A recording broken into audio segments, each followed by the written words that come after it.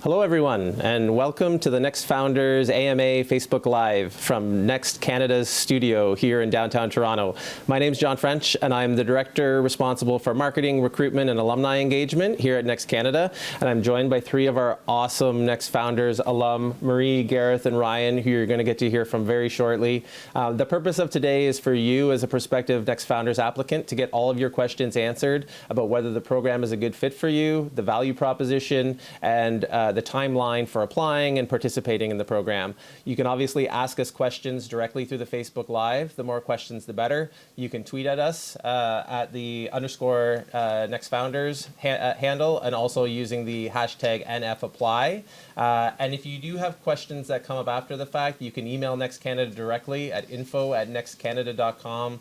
And we'll also be recording today's session, high-res version, and posting it to the Facebook page as well. So you can come back and watch it a second and a third and a fourth time. Before we talk about Next Founders, I do want to give a high-level overview of the organization that delivers this program. And so I have been with Next Canada for about 8.5 years. And I joined the organization back when it only delivered one program called Next 36. And Next 36 was designed for high-impact, high-potential undergraduate student entrepreneurs that didn't have an existing company but had a huge opportunity to make an impact on this country. And Next Canada, as a nonprofit charity, was concerned about talent that was leaving the country, and also concerned about how competitive we were against other countries, including the US. And one of the ways to increase competitiveness and prosperity for this country is to support and invest in a small number of high-impact entrepreneurs. We deliver a second program that's called Next AI.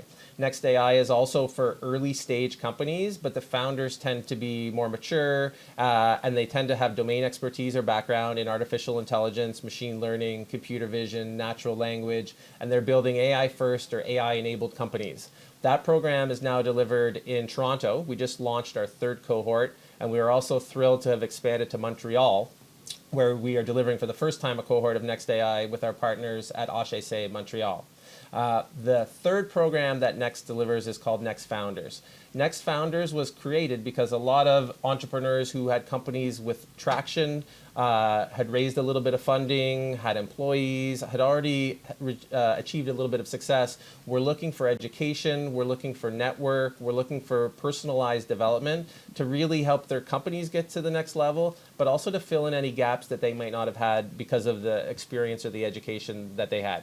And so about 6 years ago, we launched Next Founders. The purpose is to identify, again, a small number. We only take 20 entrepreneurs every year in our Next Founders cohort, and give them access to education, an incredible network of CEOs, C-suite executives, entrepreneurs, investors, and academics, so that they can scale their businesses and also fill in those personal gaps.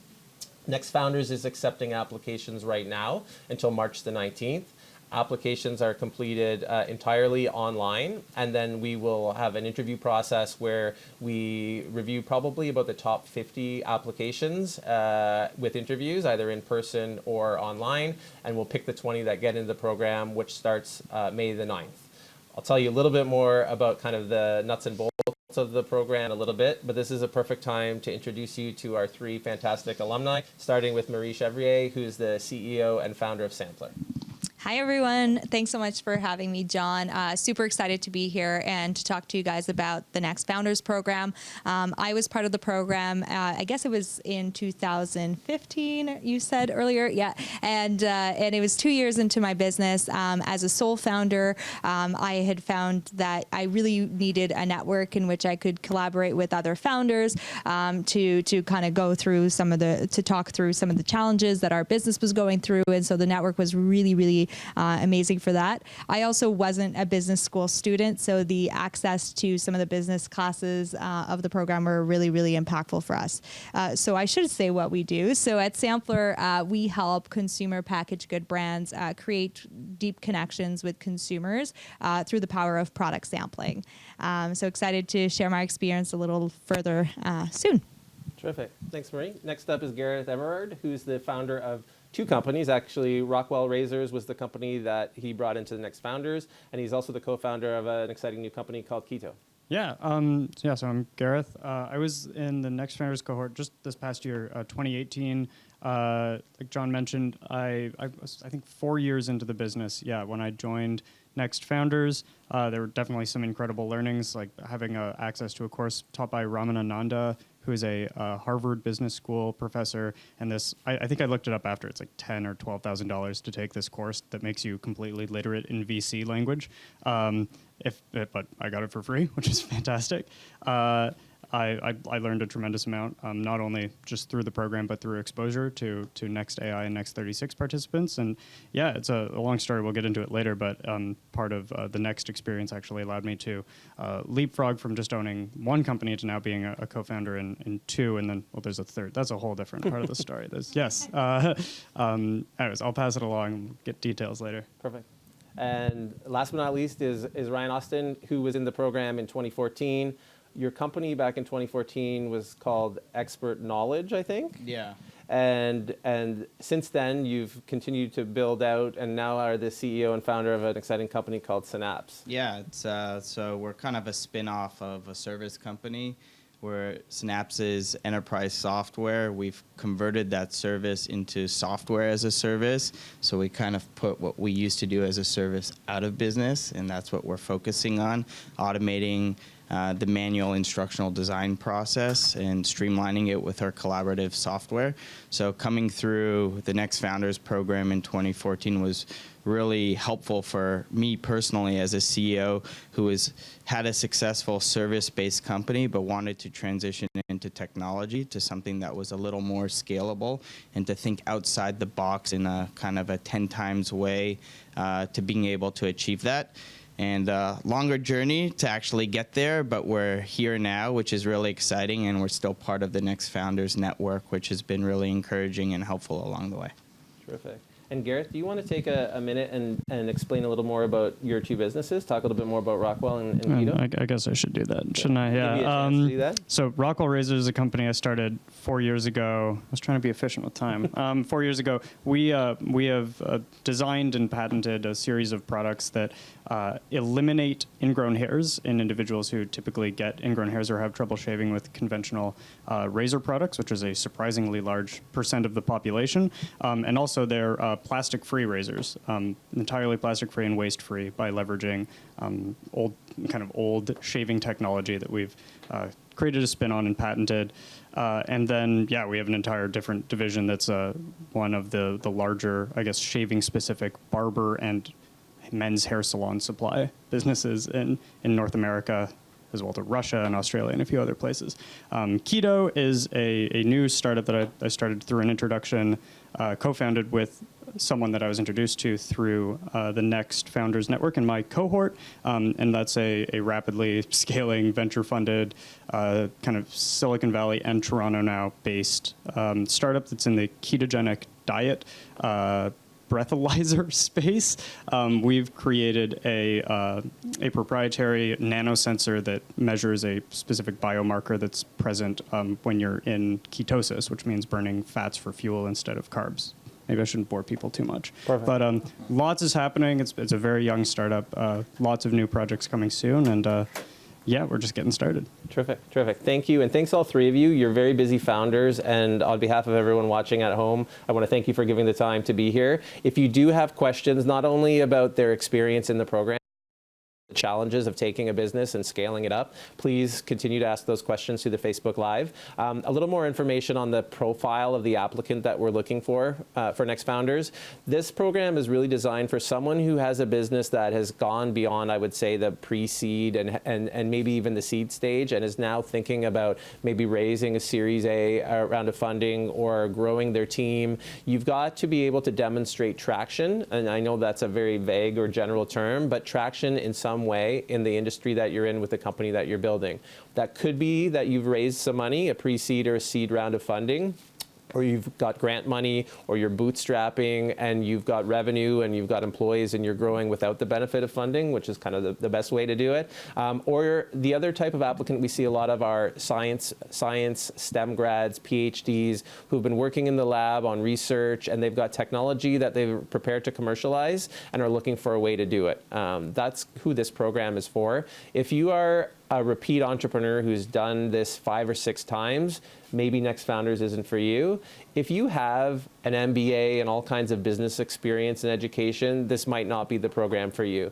It's best suited for someone who's building their first or second company. They might not have the business savviness or the experience to really build or scale that business, and they're looking for a network of peers who, even though they're in completely different industries, they're at the same stage of company, and they're trying to figure out, how do I bring this company to the next level?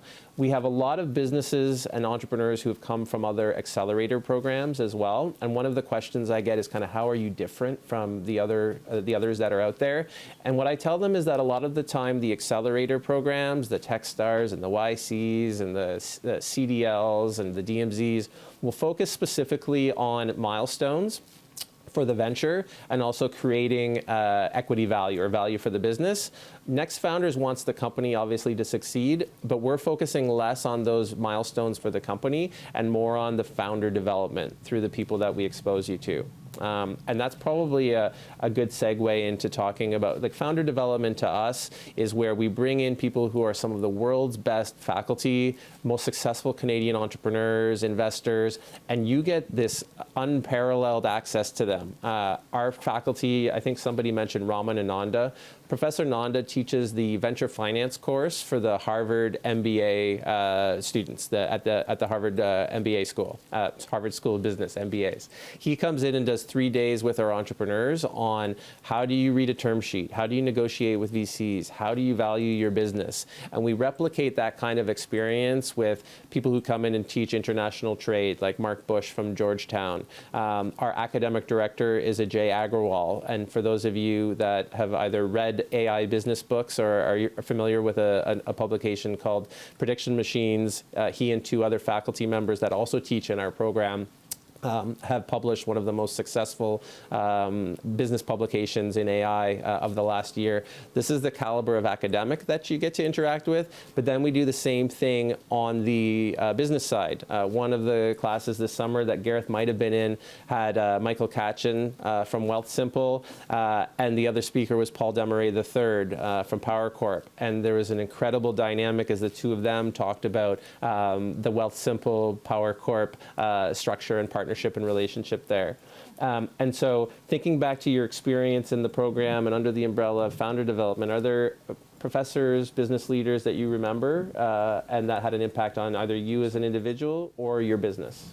Maybe Gareth, you want to start? Sure, I'll start. Yeah, well, I mentioned the course with Professor Nanda. That was great to be able to then come out of that and, frankly, like, flex on VCs a little bit who don't think that you know what you're talking about, and then you do. So that was extraordinarily helpful. And yeah, I'd also say that having access to Ajay, to Professor Agrawal, there were some very key learnings. I find that in almost all founder development type scenarios, 95% of things are good or fine, and 5% are tremendously impactful. And so those 2 moments in the program, probably the one-on-ones with Ajay and that course with Professor Nanda were up there on the outsized impact parts of the program. Right? Sure. For me, the overall program, there wasn't one course that I could specifically pick out. You know, I went to university, but I never graduated just because of how I learn. It wasn't the right platform. But because this was so focused to my actual venture, at the time, the learning was sticking, and just learning even about topics like globalization with Mark Bush and whatnot. It was really interesting to see how you can even use law to kind of win in business, which I like because I'm very competitive. So whenever there's kind of ways on how you can be strategic and use unconventional methods to win in business, that really excited me.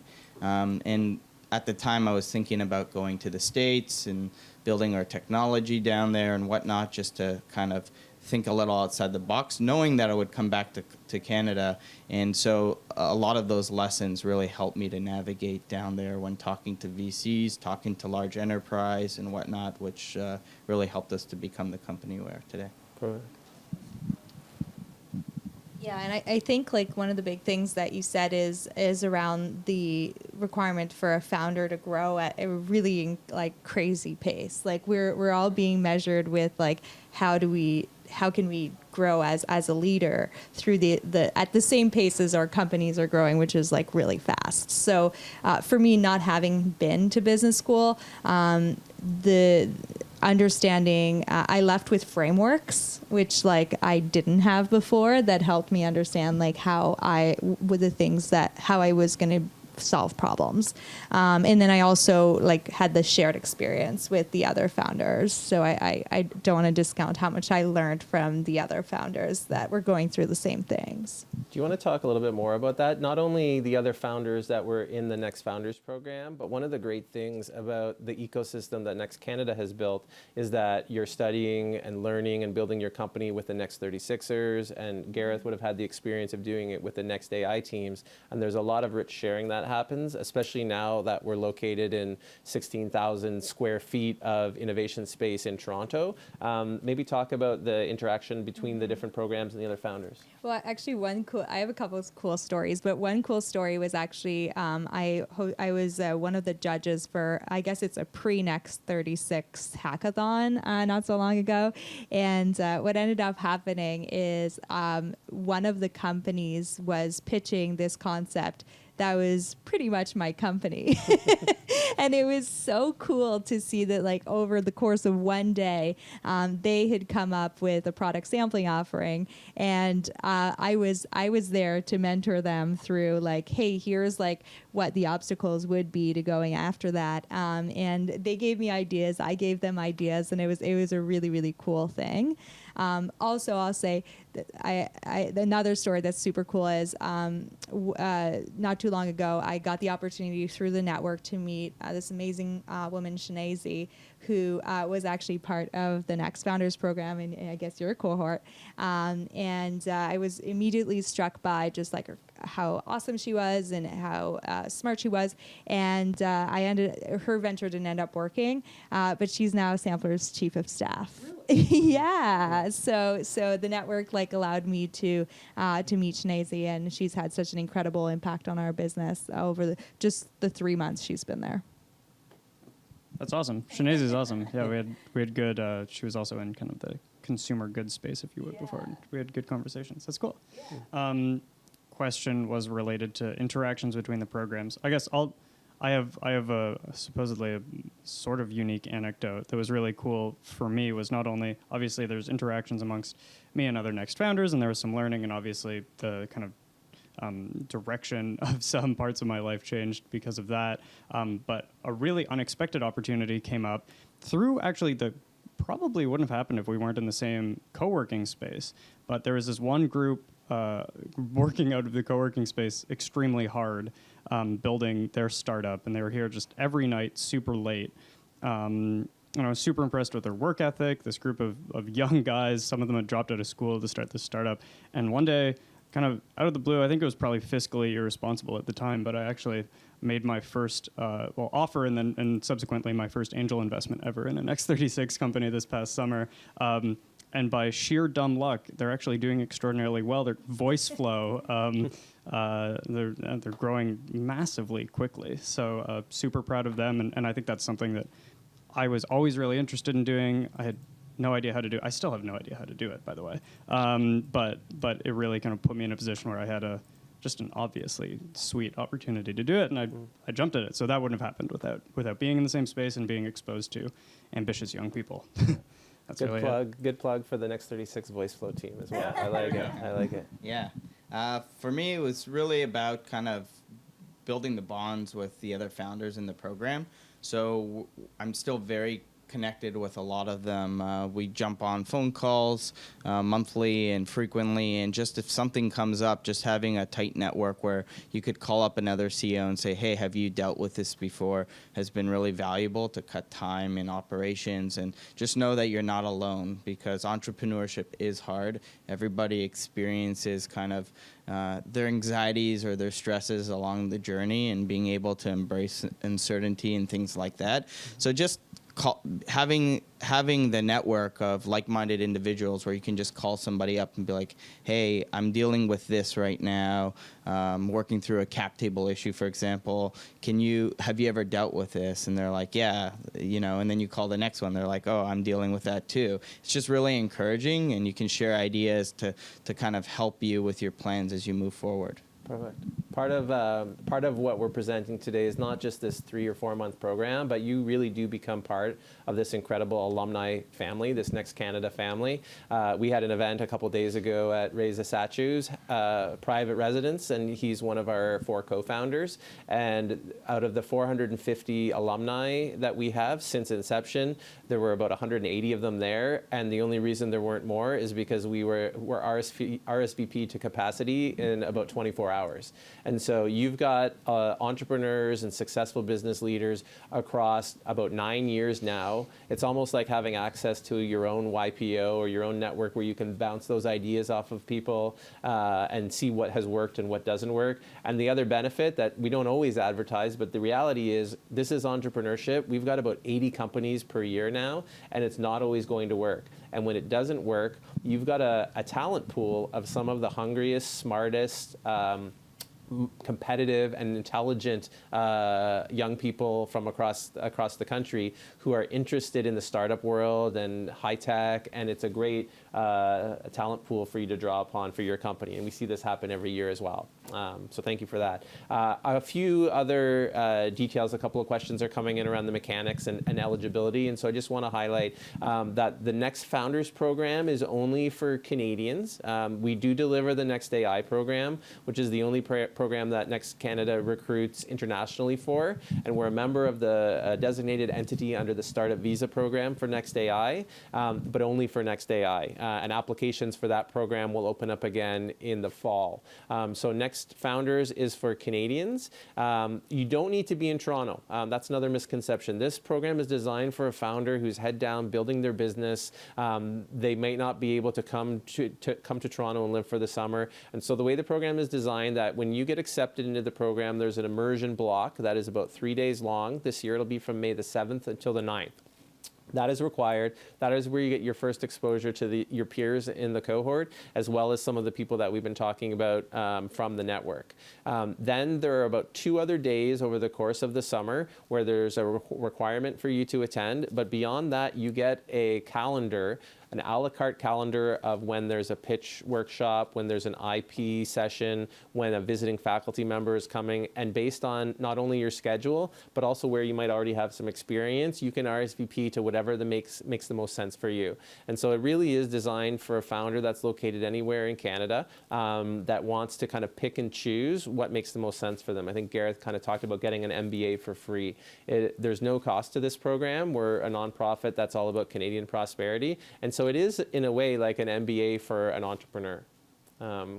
I want to come back to the U.S. because, Ryan, you've spent some time there. Marie, I know you spent a lot of time in New York and elsewhere. I think you do a fair amount of business. Maybe talk about the differences either from a business perspective or entrepreneurship in general in the startup world in the U.S. versus Canada. Sure.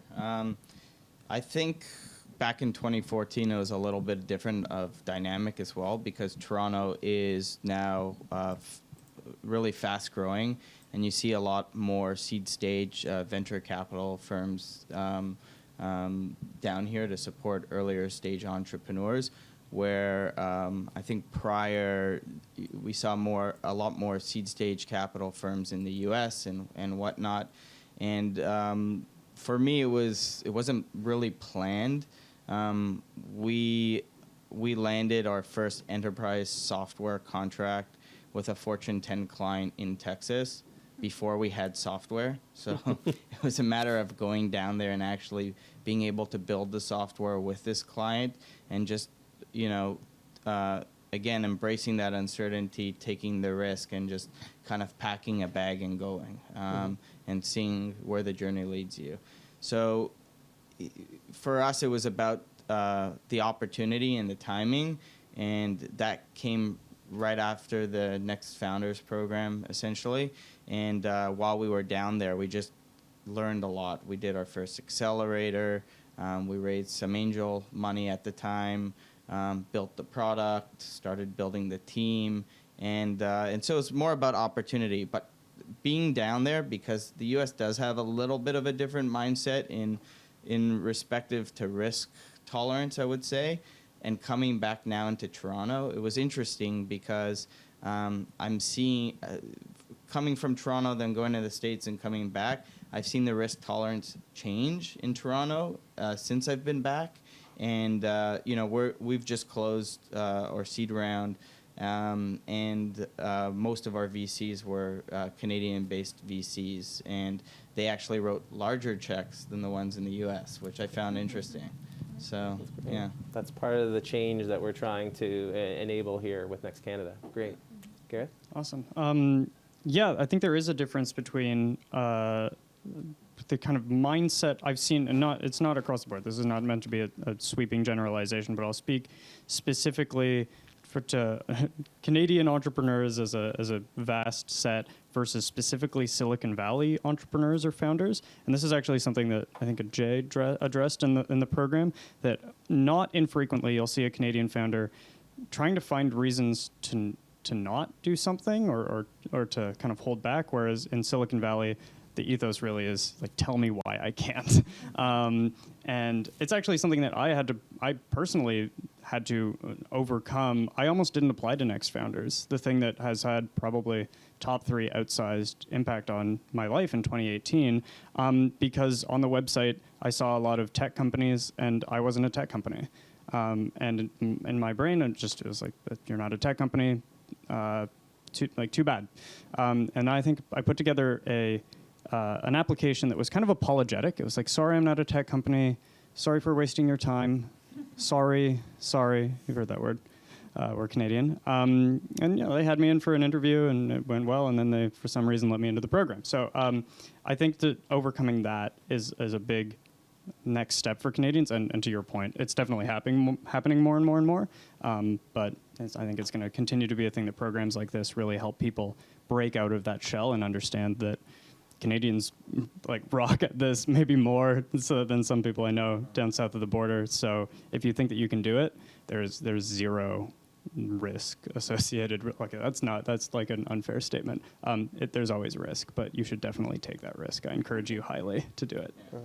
And it's a really good point on physical products, non-tech, that's worth highlighting. In addition to Rockwell razors, we've had the Whoosh, thank you, the Green Lid, Nudnik, which is creating children's clothes from scraps of clothing that would otherwise be discarded. Noms, expert, the list goes on and on. So just because you don't just define yourself as a tech company, if you're building something amazing for Canada and hopefully for the world, and it's scalable and it's disruptive, definitely apply. Thanks for highlighting that. And on the U.S., Marie? Yeah, no, and I think not to apologize for Canada, but our ecosystem is a little newer, right? And because of that, there's going to be less examples out there of successful people that have, raised here, grown here, IPO'd here. And I think we need to know that. And I think that a program like this is putting all of the great examples in one room. And I think that's really, really motivational for a first-time founder to be able to see like, hey, I can do this because other people have done it. And yeah, like I think back to thinking like Americans in some ways, or like in order to really capture the American market.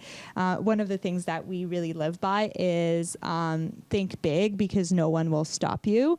And one of those examples is actually like what this year we realized that there was actually a ton of different retail startups in Toronto, and most of us were actually retail tech startups, and we were all exporting to the US, but we weren't talking together. And so we started a community here in Toronto called Retail TO, plug. Mm-hmm. But what was really cool was that I ended up realizing like a lot of our US clients were noticing. And so we actually did like out of the blue, Sampler just launched an immersion, a 3-day immersion where we brought 100 brands and retailers to Toronto and got them to tour all the different startups. So like we can all play a really big role role in making sure that Canada gets on the map, and Next Canada is a great example of that.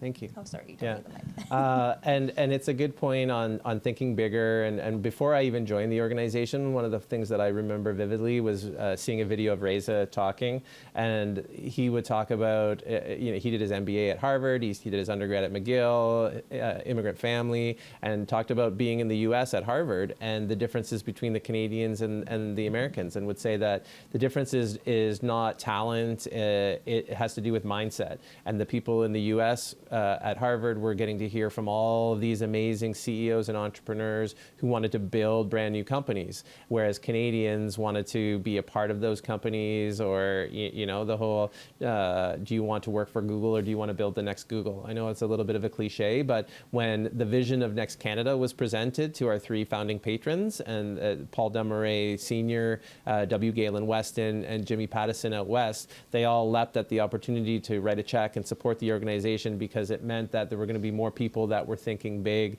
and thinking about building those companies, but now doing it in Canada. So really happy to hear that. There are a number of people that are asking questions around funding. And so I'm going to be coming to you to ask about stories, horror stories, challenges, advice on funding. But before that, just to clarify how it works within the program.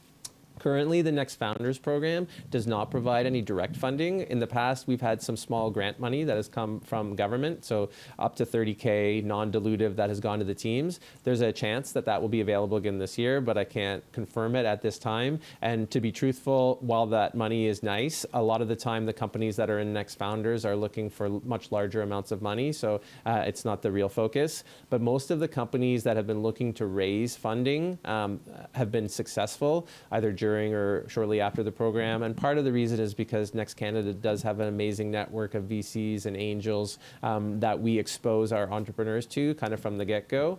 And so it'll be an open umbrella to talk about your experiences raising funding and kind of maybe advice for entrepreneurs that are watching that are in the same spot. Sure. I think the first advice is, if you're starting a company, don't expect to start a company for raising funding.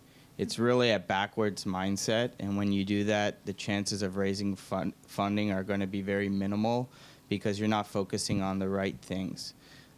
Just from my experience, I've kind of learned a little bit of like the startup roadmap, and it's really about hitting these milestones first before doing anything. So if you can, so people always hear about friends and family funding.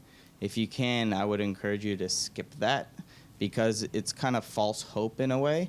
To build a MVP, or even before then just a prototype, there's software out there like Marvel apps or stuff like that, where you can create these click-throughs that look like real software just to get market feedback. And that doesn't really cost any money, $20 a month for a license.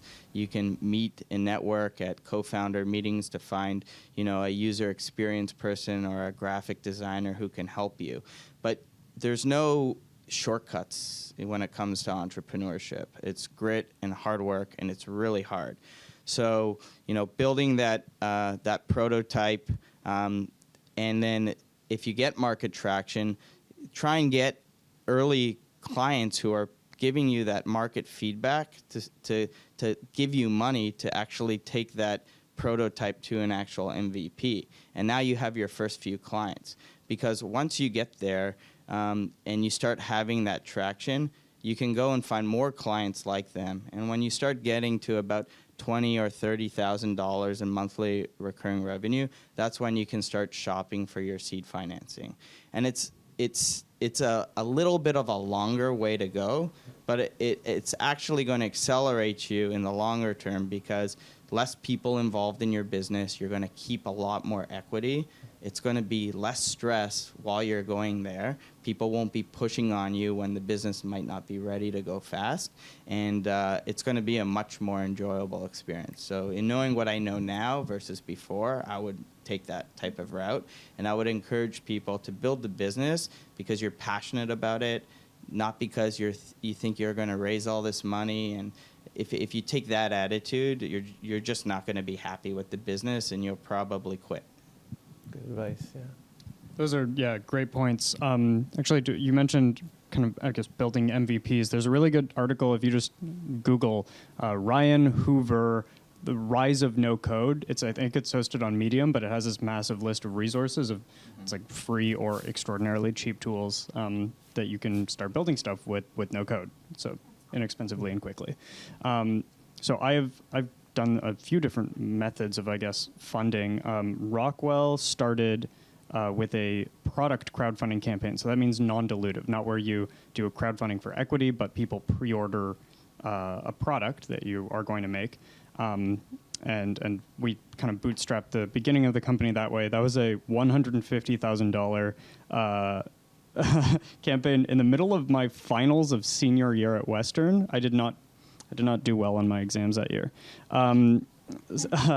Since then, I think over Rockwell and Keto, I've gone on to raise, I believe, a little over maybe $2.5 million US across a few different crowdfunding campaigns. Rockwell, we entirely ended up bootstrapping, with a combination of kind of like loans and the crowdfunding money. To the point I was making earlier about Canadians maybe not defaulting to thinking giant, I never really thought about raising angel money or VC money for Rockwell, despite that Harry's and Dollar Shave Club and other people were doing that. I was running a business. Rockwell is profitable. It's a nice little business, and I'm very happy to do that. And it's also it kind of gave us the space to get to profitability without there's no undue pressure. Keto has gone the venture funding route. We've just done one round, and whatever the numbers, if you're curious, are on Google. And certainly that has a path to being a venture math business, which inherently means possibility for extremely quick growth. But to your point, don't get it twisted. There's pressure to grow really quickly as well. So that's the decision you have to make. Like once you're doing angel checks, typically those are more friendly money, not institutional, and you'll have the room to grow at your own pace, or if you're just bootstrapping, same thing. But once you start getting into the institutions, funds with LPs, limited partners, those LPs are not charities, and they're looking for a return, and that's now your responsibility to deliver it to them, and the behavior of the fund will represent that. Anyways, that's enough from me. But yeah, I'd say like don't fool yourself. Like the best way to fund your company is your clients. And if your clients aren't funding your business early on in the first stages of funding, you really have to ask yourself why. So I think that's just what I would add. That's perfect. That's perfect. And just to build on when Gareth was talking about crowdfunding, and on the equity crowdfunding front, one of the other visiting faculty that comes in and works with the teams is Professor Christian Catalini, who's at the Sloan School of Business at MIT. And he's one of the foremost leaders in the world on both equity crowdfunding and also the blockchain. So if your business is looking at either of those two areas, he's someone else that you'll get to work with as part of the program. And for those of you that do have AI-enabled companies, even though you're in a separate program than Next AI, again, one of the other benefits of being part of this Next ecosystem is that where the space is available or it's relevant to your company, you're also able to participate in some of those classes, workshops. And Next AI, much like Next Canada's efforts with Next Founders, brings in some of the top leaders. We've got an academic director for that program as well named Graham Taylor. He's a CFAR fellow. He did his PhD under Jeffrey Hinton, one of the godfathers of deep learning. He's now in Montreal as a visiting faculty member with Google Brain, and he's designed a curriculum where you get to learn from people like Joël Pinault, who heads up Facebook's AI research lab in Montreal. People like Jan LeCun, people like Kang-Young Cho, who did his PhD under Jan LeCun and is one of the top leaders when it comes to natural language processing. And so if your business uses some of those or computer vision, here in Toronto, we're very lucky to have people like Sonia Fidler, Raquel Erdison, who are heading up the NVIDIA AI Lab and the Uber ATG group, ATG Autonomous Vehicle Group. They are people who have worked with our entrepreneurs in the past. And so for AI companies, another benefit to look at Next Founders. Another question that has come in for the three alumni: what stage was your business at when you applied to the program? And what are some of the milestones that you've hit since? How far have you come? Cool. So at the time, I think we would have been about like 8 people. We were just recently accepted into the Ryerson Futures program, so we were actually going through that at the same time. We were doing approximately, I'd say, 100,000 in revenue a year, so maybe like closer to 10,000 a month. And since then, Sampler now is actually not funding is not a milestone, but we've just recently closed our Series A, and that's going to allow us to grow our team to 30, which is super exciting. We work with over 250 different brands. Our customers have been behind us, and investors in the company as well. And we're in 18 countries, which is super cool. So that's. Congratulations. Yeah, that's awesome. Congratulations on the raise. Rockwell, when I got into the program, it had been doubling for every year up to the 4 years, which means that it was very small numbers at the beginning and marginally larger ones. Now I believe we were probably at a $2 million run rate at the time of the program, and of course by the end of the year we were doing a lot better, and this year's we're still growing. So I think we were probably right around that reaching profitability as a consumer goods company. And we'd reached, for any CPG people watching, kind of reaching right around those the gross margin numbers that you want to reach to be indicating that you really have good traction and you're reaching scale on your manufacturing and the product market fit, if you would. I think that's about it. Okay.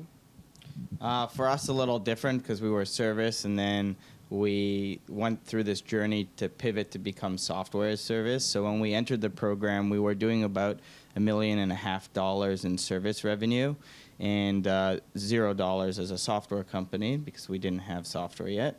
When we went to the States and we landed our first software client on a PowerPoint presentation without any software, that we essentially had $100K in revenue as a software business. So we dropped the service revenue because it was kind of one-off, and we went off to go and build the software as a service. So we kind of backtracked. We had a team of 20. We moved to the States with a core group of people, about 5, in order to go and build a much scalable, more sustainable business model that will make a bigger impact for the world. And by the end of this year, we'll be 22 people now. So it was kind of taking a step back to take 2 steps forward, and we're hiring. Congrats. Yeah. That was a good plug. Keep the plugs coming. This is good. How many of you have participated in another accelerator or incubator? I think Marie has. Oh yeah, I have a long list. Yeah. Okay. So well, and the way I'll frame the question is, how is Next Founders different or complementary from those other experiences you've had? Yeah, so what I'll say is I'm a true believer that the best investment you can make is your network, and so I always say, like, if there's a group that you can participate in, or in a community, you should, if you have the time, and obviously, like, you've heard from others that it's great. So that's why I've been part of so many, or we've been part. And when it comes to Next Founder, it actually kind of goes back to what you said, which is about founder development. And there isn't a lot of opportunity for that. And I think, like, for me, like, I really wanted to like iron out some of my skills, my business skills. So I think that I would use your your analogy.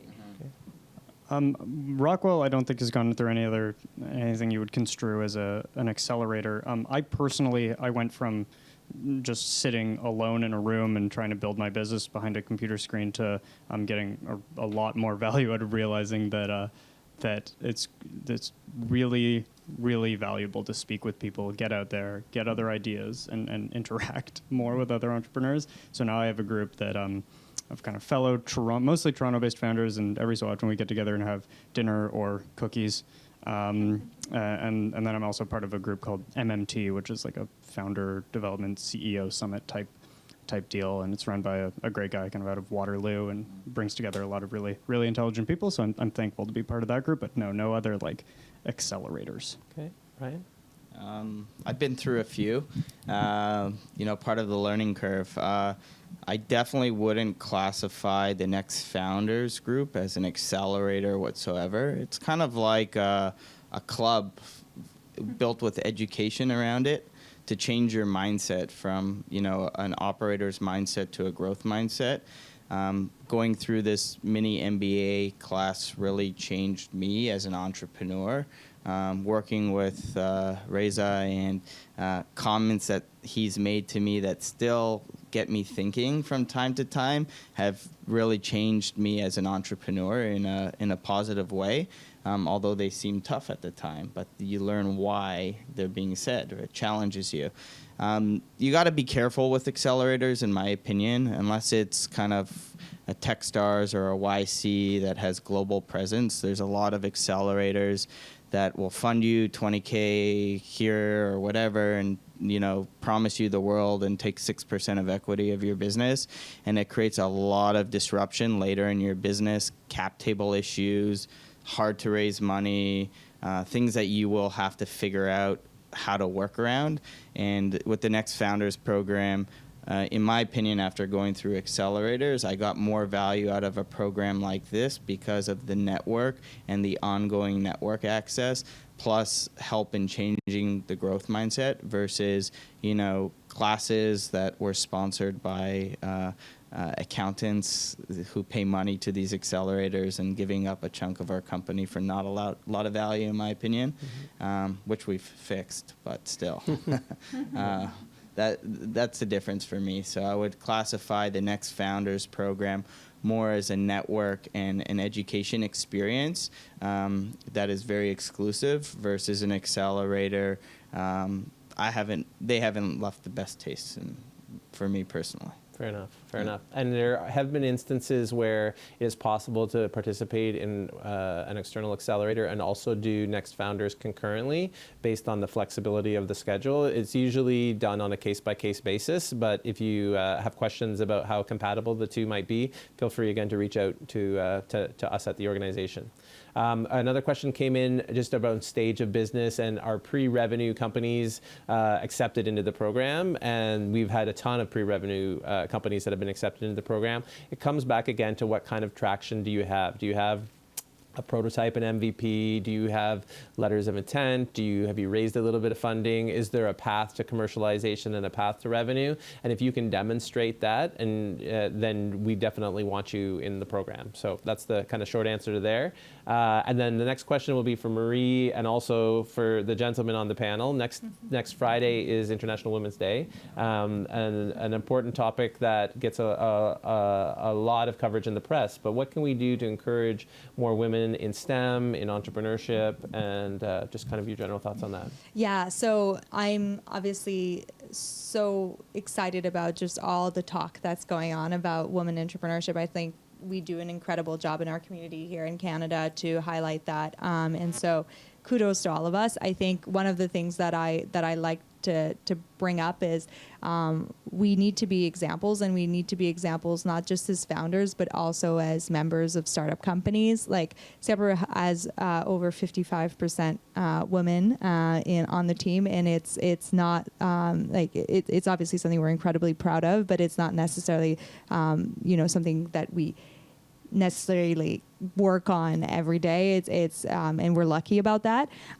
But it's about highlighting the women on your team that aren't necessarily the founder as well, like giving opportunity for, the head of marketing or the communications person to be out there and say, I work at a tech company as a woman, and allowing them to enter tech companies, learn from the founders, and eventually become founders themselves, right? Like it doesn't always start with not everybody's a founder right from the get-go, but we need to invite more people into our companies, and giving examples of people that are successful in your company is a great way to do that. Perfect. Anything else from? Sure. Yeah, it's hardly my place to pontificate on tell how to get more people from communities that are not as represented as we all hope they would be in entrepreneurship currently. All I can say is if you have an opportunity to invest time or capital in a a woman founder, a founder who is not who is a minority, please take that opportunity. We only get more economic empowerment out of enabling. I guess I would even go so far as to say underserved parts of the community in entrepreneurship. It raises all boats. So please invest that time and capital into people that you're high conviction that they have high potential. Yeah, this is an area that I'm passionate about, especially. My last company that I started, for whatever reason, it became very male dominated, and I actually did not enjoy coming to work into a culture like that every day. So rather than just balancing it with more women led professionals in tech, I would really look at diversity as a whole, and that's something that we're really pushing on at Synapse. And our motto is talent first, but we've changed the way we look at filling the top of the funnel for a recruitment strategy so that we do have a fair and balanced kind of portfolio of resumes to pick from and people to interview with. But this is a topic that we've been talking about internally. Ripple Ventures and Synapse actually are co-founding a diversity talk, a series talk about diversity in tech that we're launching at the beginning of April, and we're announcing it actually next week, given the day. So yeah. Okay. Yeah, that's awesome. Yeah. That's great. If I may add, I think Eva Wong from she was a Next Founders. She's been a speaker. A speaker, okay. Yeah, So she always says this, so I have to just quote her. Yeah. But she always says that she talks about diversity debt. So that's what you had encountered. And so just to rectify my point, on the fact that Sampler it happened naturally, potentially because I'm a female founder. Now that we're growing from 15 to 30, I need to have an intention towards continuing that. It won't magically happen. So it's hard sometimes to justify that when you're on a small team. But if you don't start now, it will be really, really hard to undo. So we need to remember that. Perfect. Thank you. We have only a few minutes left, so this is the time of the AMA where each of you get a minute to provide a piece of advice to someone who's watching at home, like a piece of advice that you had wished someone had given you earlier, or your favorite piece of advice from an entrepreneur that you can share. Who wants to go first? Are you trying to put that mic in my face first? It's a hot potato. Hot potato. We hired a director of client success, and her first day was today, and we were talking about this after her initial meeting for onboarding. But it's really about embracing uncertainty and never giving up as an entrepreneur. If you have a dumb idea and the market's just giving you nothing, then maybe test another idea. But at the beginning of your venture, because you're so excited about it, it's also important not to get caught into, is the market really telling me something, or do I just want them to tell me something? So you got to differentiate between the two. And again, if it ends up being a dumb idea, just accept that and move on. But if you're hearing from the market, it just comes down to time. And as humans, we want everything now. Mm-hmm. And that's because of that urge or that need that we feel, we actually self-inflict and manufacture stress and anxiety when you can't have what you want now. So if you're patient and you accept time and that it's going to take time, the key factor is to never give up. Because if you can embrace the uncertainty, you actually don't know what's around the corner. There's been so many times in my journey where I've wanted to give up, and I would get depressed or whatever, and then 2 weeks something amazing happens. I call it the magic in entrepreneurship because you can't actually explain it. There's no words to explain it. But something, when you think you're done, something just happens magically, and it takes you forward. So I would say never give up and embrace uncertainty. Nice. I'll quote a recent, I had a conversation with an incredibly intelligent person named Matt Higgins, who runs RSE Ventures. He's very, very highly recommended you look him up.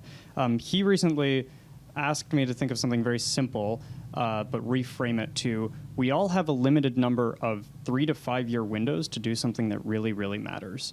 And you better be damn sure that what you're doing right now is something that you're thrilled to do for that 3 to 5 year window. And I've kind of taken that and distilled it for me into, if I'm not doing something that I am off the charts thrilled to be working 16 hours a day on, and that doesn't mean you have to work 16 hours a day, but if I'm not thrilled, energized, focused for 16 hours a day on it, it's not quite right yet. And to your point, like when you can just go day after day, that's when the magic happens for me.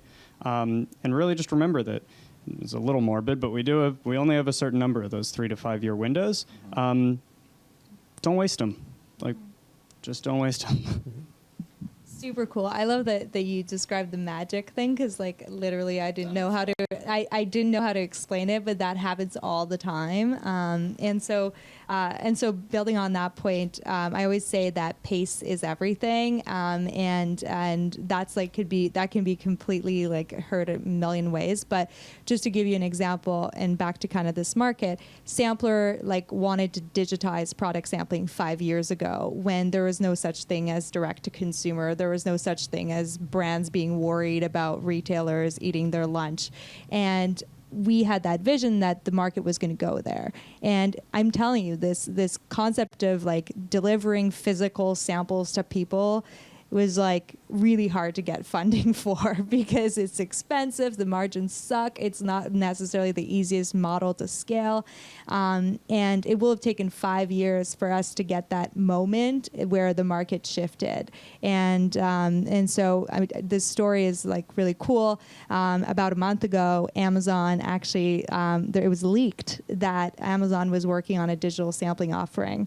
And at that time, I could have been like, oh my God, it's the end of Sampler because Amazon's coming into the space. But I had known that it was coming. I had known that this was going to happen. Our entire team knew that it was going to happen. And an hour later, I released a statement about how we were going to go in this space and play in that. And that's how we closed our financing. Our Series A was like literally days after that, because people were like, oh, they were onto something. But if we had been going at a faster pace, the industry wouldn't have followed, and we wouldn't have been able to get this magic opportunity. So keep going, keep the right pace, know your area, do it with conviction, and the time will come. Yeah. The magic. Yes. I remember reading that message after you posted it. Yeah. Great advice. I want to thank Ryan and Gareth and Marie for sharing their expertise. You're fantastic ambassadors for the organization and for Next. So thank you so much. I want to thank everybody who is watching at home. Hopefully we were able to answer all of your questions. If you still have questions, or if we didn't cover it, we'll be following up on all the questions that are still on the Facebook Live. You can tweet at us, you can email us. If you're interested in talking or connecting to one of the alumni from Next, it is a family, and they do believe in the cause and the mission of Next Canada. And so if you reach out to our organization, if you email us, we can probably identify someone who's in a similar industry or has a similar background to you. And they're usually very happy to talk to you. The only other point to make is that for those of you who are in the GTA or can make it to Toronto, next Wednesday, we are having an info session and a tour of our space here in Toronto. It's on the 6th of March from 5 until 7:30. All of the information is on our website, and you can RSVP online. There'll be another 4 alumni, plus a bunch of demo stations as well. So a really good way to get familiarized with Next Canada and the Next Founders Program. And besides that, we really look forward to seeing some of your applications before that March 19th deadline, and wish you the best of luck. Thank you, and have a great day.